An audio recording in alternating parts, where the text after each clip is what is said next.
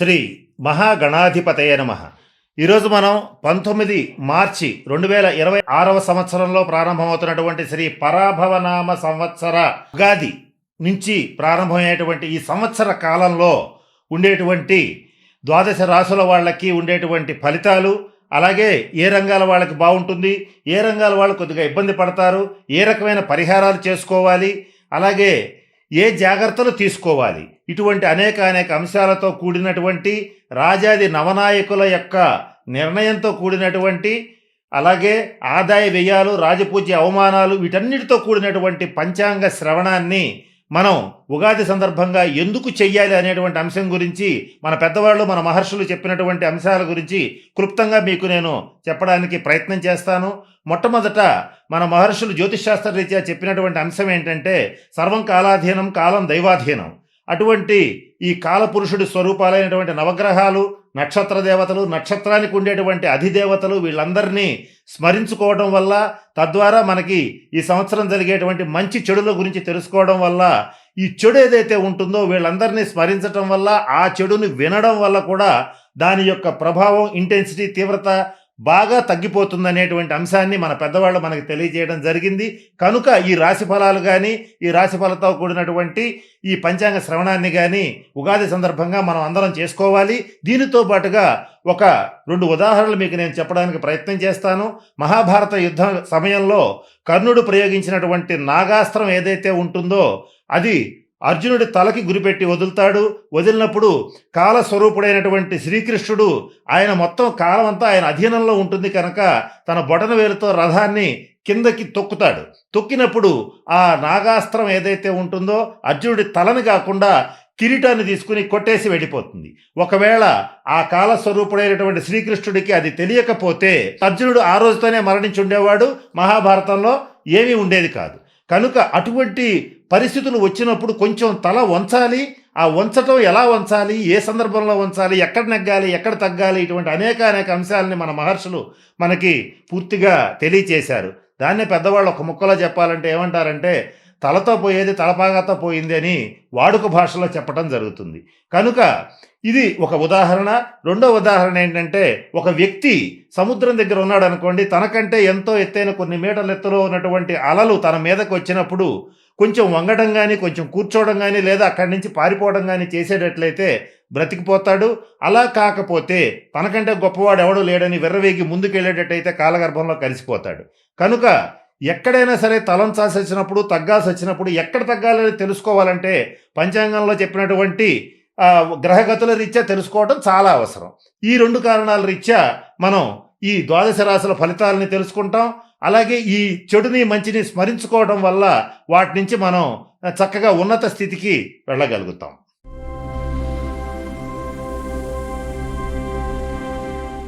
శ్రీ పరాభవనామ సంవత్సరంలో మీనరాశి వారికి ఆదాయం 14, వ్యయం 11.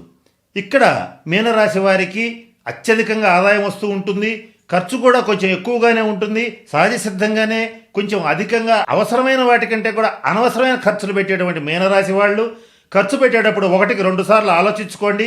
మీకు గనక ఐడియా లేకపోతే మీ జీవిత భాగస్వామిని కానీ, కుటుంబంలో డబ్బు పలానా వాళ్ళ చేతిలో నిలబడుతుందని ఒక ఐడియా అందరికీ ఉంటుంది.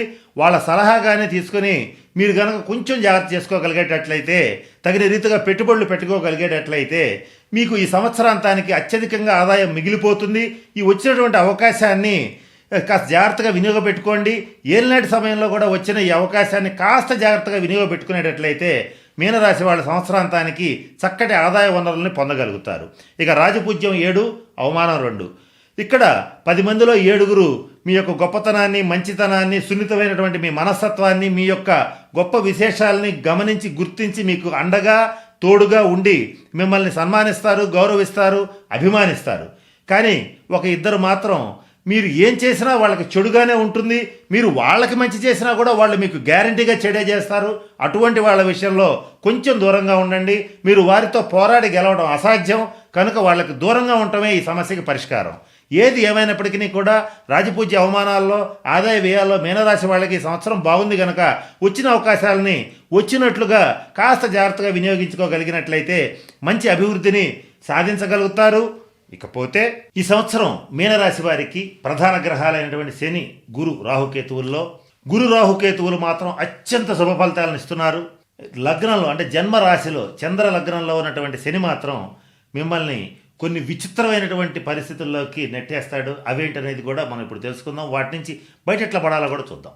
మొట్టమొదట ఈ మీనరాశి వాళ్ళకి గురుగ్రహ అనుగ్రహం వల్ల దైవానుగ్రహం పుష్కలంగా ఉంటుంది. ఈ దైవానుగ్రహంతో ఈ సంవత్సరం ఎక్కువ పుణ్యక్షేత్రాలు సందర్శించటం, ఎక్కువ తీర్థయాత్రలు చేయటం, తద్వారా ఈ జాతకరీత్యా కానీ ఏలినాడు శని రీత్యా కానీ ఉన్నటువంటి సమస్యలని నుంచి సునాయాసంగా తప్పించుకోవటం అనేటువంటిది చేస్తారు. ఈ సమస్యలకి ఒక రకంగా చెప్పాలంటే ఏలినాడు శని బారి నుంచి తప్పించుకుని జారిపోవడానికి చేపలాగా ప్రయత్నం చేస్తారు. కొంతమేర కృతకృత్యులవుతారు. కానీ కర్మకారకుడు, విధి విధాత అయినటువంటి శనీశ్వరుడి దృష్టి నుంచి తప్పించుకోవటం పెద్ద పెద్ద వాళ్ళ వల్లే కాలేదు కనుక కొన్ని విషయాల్లో దొరికిపోతారు. ఇకపోతే గురుగ్రహ అనుగ్రహం వల్ల మీకు ఎవరైతే ఆధ్యాత్మిక మార్గంలో ఉంటారో, ఎవరైతే కొంత మంత్రశక్తిని, మంత్రబలాన్ని, దైవానుగ్రహాన్ని పొందాలనుకుంటారో వాళ్ళకి మాత్రం చాలా అద్భుతంగా ఉంటుంది. యోగశాస్త్రంలో ఉండేటువంటి వాళ్ళకి, యోగా, మెడిటేషన్, ధ్యానం ప్రాక్టీస్ చేసేటువంటి వాళ్ళకి మాత్రం చాలా బాగుంటుంది. ఇక మీనరాశిలో ఉన్నటువంటి వివాహ ప్రయత్నాలు చేసేటువంటి అవివాహితులకు మాత్రం అత్యంత అనుకూలమైనటువంటి కాలం ఈ సంవత్సరం వివాహ కాలంగా చెప్పొచ్చు. అయితే ఇక్కడ ఎంత వివాహ కాలమైనా కూడా మంచి సంబంధాలు ఎన్నొచ్చినా కూడా కొంచెం జాగ్రత్తగా ఆచితూచి వ్యవహరించండి. కొంత జాతకం చూపించుకున్న తర్వాతే నిర్ణయం తీసుకోండి. లేకపోతే లగ్నంలో అంటే చంద్ర లగ్నంలో సంచరించేటువంటి శనిగ్రహ ప్రభావంతో ఏమవుతుందంటే మీకు మంచి సంబంధాల్లో కూడా వాళ్ళు కొంత మోసం చేసి అంటే డేట్ ఆఫ్ బర్త్ టైం తప్పివ్వడం కానీ, లేదా కొన్ని విషయాలు దాచిపెట్టడం కానీ, కొన్ని విషయాలు మభ్యపెట్టి పెళ్లి చేయడానికి కానీ స్త్రీ పురుషుల్లో ప్రయత్నం చేసే అవకాశం ఉంటుంది. ఈ విషయంలో జాగ్రత్తగా ఉండాలి. ఇకపోతే మీరు చాలా సూక్ష్మ బుద్ధి కలిగి ఉంటారు. మీ స్పీడ్ ఎంత ఉంటుందంటే మీరు ఏ క్షణమైనా సరే, ఏ నిర్ణయమైనా సరే క్షణంలో తీసుకోగలుగుతారు. అలాగే తీసుకునేటువంటి నిర్ణయాన్ని క్షణంలో మార్చుకోగలుగుతారు. అంటే అరక్షణంలో మాట ఇస్తారు, ఇంకో అరక్షణంలో మాట తప్పుతారు. అటువంటి పరిస్థితులు మీకు ఉంటాయి. చంచల స్వభావం విపరీతంగా ఉంటుంది. పైకి మాత్రం మీరు స్థిరమైన మనుషుల్లాగా నటిస్తారు. ఆ నటన అనేటువంటిది కొంత ఇబ్బంది పెడుతుంది. అయిన వాళ్ళను దూరం చేసేటువంటి పరిస్థితి ఉంటుంది. ఈ సేవలకు సంబంధించిన వృత్తుల్లో అంటే సర్వీస్ రిలేటెడ్ ప్రొఫెషన్స్లో ఉన్న మీనరాశి వాళ్ళందరూ కూడా బ్రహ్మాండంగా ఉంటారు. అంటే ఉదాహరణ చెప్పాలంటే teachers, lecturers, lawyers, doctors, engineers, ఈ సర్వీస్ సేవలు చేసేటువంటి సెల్ఫ్ ఎంప్లాయ్మెంట్లో ఉండేటువంటి వాళ్ళందరికీ కూడా చాలా అద్భుతమైనటువంటి రాజయోగం ఉంటుంది. వీళ్ళ మీద మాత్రం వీళ్ళు ఎంత ఎక్కువగా పనిచేస్తే అంత మంచి ప్రతిఫలం అనేటువంటిది లభిస్తుంది.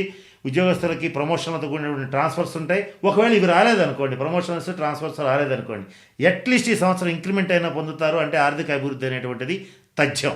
ఇకపోతే మీకు మీనరాశి ఉద్యోగస్తులకి ఒక చిన్న ఉదాహరణ చెప్తాను. ఏంటంటే అది ఉద్యోగస్తులు కావచ్చు, వ్యాపారస్తులు కావచ్చు, ఉదాహరణగా తీసుకోండి దీన్ని. మీకు మీ యొక్క ఉన్నత అధికారులు, ఆ పై అధికారులు అందరూ మీ వైపే నిలబడతారు. మీ కింద ఎక్కడో పనిచేసే రికార్డ్ అసిస్టెంట్ మిమ్మల్ని రోడ్డు మీదకి లాగుతాడు. ఈ ఒక్క విషయంలో మీరు జాగ్రత్తగా ఉండాలి ఈ సంవత్సరం. అంటే మీకంటే తక్కువ స్థాయి వాళ్ళ దగ్గర తలవంపులు ఏర్పడేటువంటి పరిస్థితులు ఉన్నాయి. ఈ విషయంలో జాగ్రత్తగా ఉండాలి. ఏది ఏమైనప్పటికీ మీకున్న దైవానుగ్రహం, న్యాయం పట్ల మీకున్న నిబద్ధత, ధర్మం పట్ల మీకున్నటువంటి ఆకాంక్ష, మంచి అభిప్రాయం ఏదైతే ఉంటాయో అవి మిమ్మల్ని చక్కగా ముందుకు నడిపిస్తాయి. సాధారణమైన స్థాయి నుంచి మంచి ఉన్నతమైనటువంటి స్థితికి చాలా సునాయాసంగా చక్కటి ప్లానింగ్తో ఒకదాని తర్వాత ఒకటి ఇటుక మీద ఇటుక పేర్చినట్లుగా చక్కగా డెవలప్ చేసుకుంటూ మీ కెరీర్ని తీసుకెళ్ళగలుగుతారు ముందుకి. విద్యార్థులకు ఇంకా బాగుంది. రాజకీయ నాయకులకైతే అస్సలు బాగోలేదు. సాఫ్ట్వేర్ రంగంలో ఉండేటువంటి వాళ్ళకి బాగోలేదు. విదేశాల్లో స్థిరపడి నివసించేటువంటి వాళ్ళకి బాగోలేదు. ఎగుమతి దిగుమతులకు సంబంధించిన వ్యాపారాలు చేసేటువంటి వాళ్ళకి బాగోలేదు. అలాగే శనికి సంబంధించిన ప్రొఫెషన్స్లో ఉన్నటువంటి మీనరాశి వాళ్ళకైతే అస్సలు బాగోలేదు. అవేంటో కొన్ని చెప్పడానికి ప్రయత్నం చేస్తాను. నల్లటి వస్తువులకు సంబంధించినటువంటి వ్యాపారాలు చేసేటువంటి వాళ్ళు, రైతులకి బాగాలేదు. అలాగే నూనెలు అంటే ఆయిల్స్కి వ్యాపారం చేసేటువంటి వాళ్ళకి, తోళ్ల వ్యాపారం చేసేటువంటి వాళ్ళకి, అలాగే ముఖ్యంగా పత్తి వ్యాపారం చేసేటువంటి వాళ్ళకి, వీళ్ళెవరికి కూడా మీనరాశి వాళ్ళకి బాగోలేదు. మిగిలిన రంగాల్లో ఉండేటువంటి వాళ్ళకి అందరికీ బాగుంది. మిగిలిన వ్యాపారాలు చేసేటువంటి వాళ్ళకి కూడా అద్భుతమైనటువంటి ఫలితాలు ఉన్నాయి. ఈ సంవత్సరం చక్కగా ఉల్లాసపూరితంగా కుటుంబంతో తీర్థయాత్రలు చేస్తారు, విందు వినోద కాలక్షేపాలు చేస్తారు. చాలా బాగుంటుంది. వైవాహిక జీవితంలో చాలా శుభప్రదంగా ఉంటుంది. భార్యాభర్తల మధ్య ఉన్నటువంటి భేదాభిప్రాయాలు చాలా వరకు సమసిపోతాయి. టీకప్లో తుఫాన్ లాగా చల్లబడిపోతాయి. మీ ఇద్దరి మధ్య అండర్స్టాండింగ్ చాలా బాగా పెరుగుతుంది. ఈ సంవత్సరం జీవితంలో అనుకున్నవన్నీ సాధించి మీరు సక్సెస్కి మారుపేరుగా తయారవుతారు. కానీ ఇక్కడ ఉన్న ఈ శని రాహు కేతువుల నుంచి తప్పించుకోవడానికి తగిన శాంతి పరిహార క్రియలు జరిపించుకోండి. మీనరాశిలో ఎవరైతే 17 సంవత్సరాలు దాటినటువంటి మీనరాశి వాళ్ళు ఉంటారో 17 నుంచి 25 సంవత్సరాలు లోపు ఉన్నటువంటి యువకులకి తప్పనిసరిగా ఈ సంవత్సరం ఉద్యోగం వచ్చి తీరుతుంది. ఇది రాసి పెట్టుకోండి. ఇకపోతే మీ యొక్క ప్రతిభని గుర్తించినటువంటి వాళ్ళు, మంచి ఉన్నత స్థితిలో ఉన్నటువంటి వాళ్ళు మీ ప్రతిభను గుర్తిస్తారు. అధమ స్థానంలో ఉన్నవాళ్ళు మిమ్మల్ని 24 గంటలు విమర్శిస్తూనే ఉంటారు. వాళ్ళని పట్టించుకోవాల్సిన అవసరం లేదు. ఇక మీనరాశి స్త్రీల విషయానికి వచ్చేటట్లయితే గార్డెనింగ్ పట్ల మమకారం బాగా పెరుగుతుంది. అలాగే జంతువుల్ని పెంచడానికి ఇష్టపడతారు. మంచి నూతన వస్త్ర అలంకారాలని, వజ్రాభరణాలని, బంగారాభరణాలని కొనుగోలు చేస్తారు. తద్వారా గురుబలం పెంచుకోగలుగుతారు. మీనరాశి వాళ్ళు ఈ సంవత్సరం గురుబలం పెంచుకుంటే మరిన్ని శుభ ఫలితాలు సాధిస్తారు. మీకు గతంలో కూడా చెప్పాను, మళ్ళీ చెప్తున్నాను, మీకు ఏదైనా ఒక కఠినమైన సమస్య వచ్చిందని అనుకున్నప్పుడు ఏం చేయాల్సిన అవసరం లేదు. మధుర మీనాక్షి అమ్మవారిని ఒక్కసారి సందర్శించి దర్శించి ఇంటికి వచ్చేటట్లయితే మీకు ఆ సమస్య తీరిపోతుంది. మీరు అటువంటి దైవానుగ్రహాన్ని సంపాదించుకోగలుగుతారు. ఒకవేళ అందరం వెళ్ళకపోతే ఖచ్చితంగా గురుచరిత్ర పారాయణ చేయండి. ఈ పరిహారాలు చేసుకుంటే ఈ సంవత్సరం అంతా బాగుంటుంది. ఏదైనా ముఖ్యమైన పనులు చేయాలనుకున్నప్పుడు, కొత్త నిర్ణయాలు తీసుకోవాలనుకున్నప్పుడు, పెద్ద పెద్ద ప్రాజెక్ట్స్ చేయాలనుకున్నప్పుడు, ఏలినాటి శని పీక్స్లో ఉంది కనుక, రాహు యొక్క అనుకూలత కొంత ఇబ్బందికరంగా ఉంది కనుక జాతకాన్ని పరిశీలింపజేసుకున్న తర్వాత మాత్రమే నిర్ణయాలు తీసుకోవడం అనేటువంటిది ఈ సంవత్సరం ముఖ్యంగా చెప్పదగినటువంటి సూచన. ఇకపోతే ఈ పరాభవనామ సంవత్సరంలో మీనరాశి వాళ్ళు సంపూర్ణ శుభ ఫలితాలు పొందడం కోసం మీరు శనీశ్వరుడికి సంబంధించినటువంటి శాంతి పరిహార క్రియలు చేయాలి. ముఖ్యంగా ఈ మీనరాశి వాళ్ళకి ఏలినాటి శని అనేటువంటిది పీక్స్లో ఉంది. ఈ ఏలినాటి శని ప్రభావం వల్ల అనేక ఇబ్బందులు కలుగుతూ ఉంటాయి. ప్రతి పనులు ఆటంకాలు వస్తుంటాయి, అనారోగ్యాలు వస్తుంటాయి. ఇలా జరుగుతూ ఉన్నటువంటి ఈ ఇబ్బందుల నుంచి తప్పించుకోవడానికి మీనరాశి వాళ్ళు తప్పనిసరిగా శనిసింగణాపూర్లో కానీ, తిరునల్లారులో కానీ, మందపల్లిలో కానీ శనీశ్వర స్వామి వారిని సందర్శించి తైలాభిషేకం జరిపించుకోండి. ప్రతి శనివారం నాడు ఆంజనేయ స్వామి వారిని ఆకులతో, తమలపాకులతో అర్చించి సింధూరాన్ని సమర్పించండి. ప్రతినిత్యం హనుమాన్ చాలీసా పారాయణ చేయండి. అలాగే మీకు దగ్గరలో ఉన్నటువంటి దక్షిణముఖ ఆంజనేయ స్వామి వారిని సందర్శించి తగిన రీతిలో పూజించేటట్లయితే తప్పనిసరిగా మంచి శుభ ఫలితాలని పొందగలుగుతారు. ఇక శనీశ్వరుడికి సంబంధించి మీరు మంచి శుభ ఫలితాలు పొందాలంటే కొన్ని చిన్న పరిహారాలను మీకు తెలియజేయడానికి ప్రయత్నం చేస్తాను.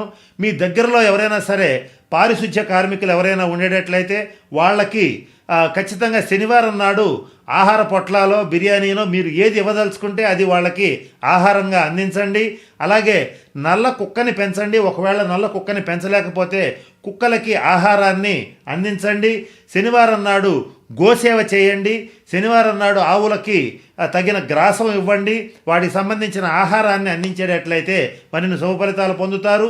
ఏలినాటి శని పరిహారం కోసం శనీశ్వరుడికి సంబంధించిన తగిన సశాస్త్రీయమైనటువంటి శాంతి పరిహార క్రియలను జరిపించుకునేటట్లయితే ఈ సంవత్సరం వచ్చేటువంటి ఇబ్బందులన్నింటి నుంచి కూడా బయటపడగలుగుతారు.